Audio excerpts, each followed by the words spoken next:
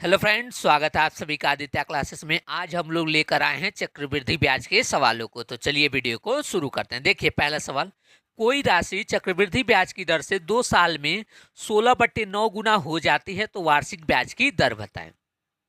तो इस पार्ट में हम लोग देखेंगे रेट कैसे निकलता है। तो देखिए ध्यान से, कोई धनराशि 2 साल में अपने आप का 16/9 गुना हो जाती है।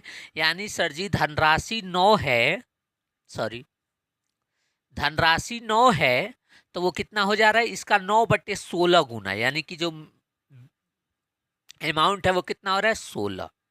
बोलिए कोई दिक्कत? कोई दिक्कत नहीं। कितने साल में हो रहा है सर जी? 2 साल में। तो 2 साल में हो रहा है तो आप अंडर रूट ले लीजिए, स्क्वायर रूट। अगर 3 साल में होता तो हम क्या लेते हैं, क्यूब रूट लेते हैं। ठीक है, उससे क्या पता चलेगा, उससे पता चलेगा कि 1 साल में कितना हो जा रहा है। 1 साल में 3 रुपया क्या हो जा रहा है, 4 रुपया हो जा रहा है। 2 साल में 9 से 16 हो रहा है, ठीक है। लेकिन 1 साल में क्या हो रहा है ये कैसे पता चलेगा, तो इसका हम स्क्वायर रूट लेंगे। तो यहाँ पे हमने स्क्वायर रूट ले लिया तो आ गया 3 और ये आ गया 4। 2 साल बोला था तो इसीलिए हमने 1/2 लिया।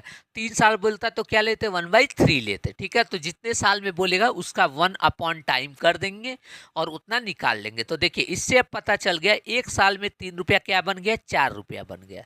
1 साल में 3 रुपया क्या बन गया, 4 रुपया बन गया।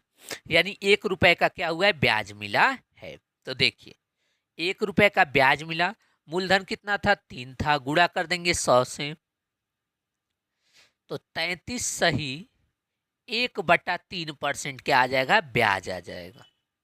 33 सही 1/3% क्या आ जाएगा, ब्याज आ जाएगा। ठीक है, समझ में आया। चलिए आगे बढ़ते हैं, अगला सवाल देखते हैं।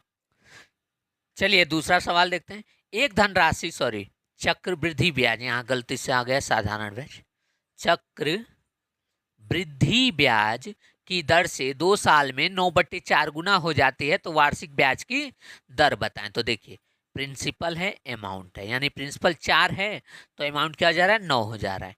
कितने साल में सर जी, 2 साल में। तो आप क्या करेंगे, 1/2 टाइम्स कर देंगे। तो ये 2 हो जाएगा, ये क्या हो जाएगा, 3 हो जाएगा। यानी 2 रुपया 1 साल में क्या बन गया, 3 रुपया। तो ब्याज कितना मिला 1 साल में, 1 रुपया। कितने पर, 2 पर। गुणा किससे करेंगे, 100 से। तो यहां से 50% क्या आ गया, रेट आ गया, वार्षिक दर आ गई पर एनम। ठीक है, समझ में आ गया। चलिए आगे बढ़ते हैं, अगला सवाल देखते हैं। चलिए तीसरा सवाल देखते हैं। एक धनराशि चक्रवृद्धि ब्याज की दर से 3 साल में 125/64 गुनी हो जाती है तो वार्षिक ब्याज की दर बताएं। तो देखिए